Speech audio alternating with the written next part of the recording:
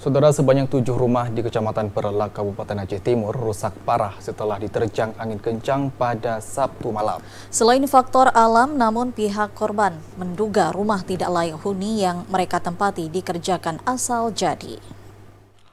7 rumah di Kabupaten Aceh Timur rusak parah akibat dilanda angin kencang pada Sabtu lalu. Salah satu rumah yang mengalami kerusakan terparah adalah milik Salmiah yang merupakan warga Gampong Bukit Pala. Kondisi atap rumah tersebut rusak dan jatuh ke tanah.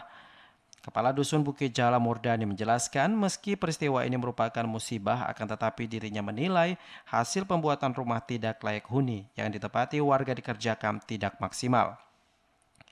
Apalagi setelah kejadian, ia melihat pada atap rumah tidak dipasang pengaman sehingga sangat mudah copot apalagi saat angin kencang.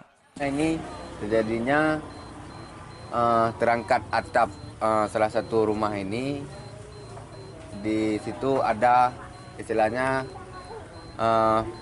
rangka baja itu nggak ditempelnya di dinding-dinding ini. Jadi safety-nya nggak ada.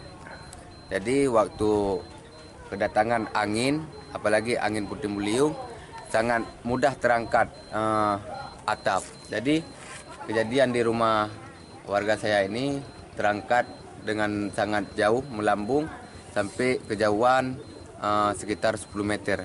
Peristiwa ini tidak menimbulkan korban jiwa karena saat kejadian korban dan keluarga sedang berada di dalam rumah. Dari Aceh Timur, Said Maulana TVRI melaporkan.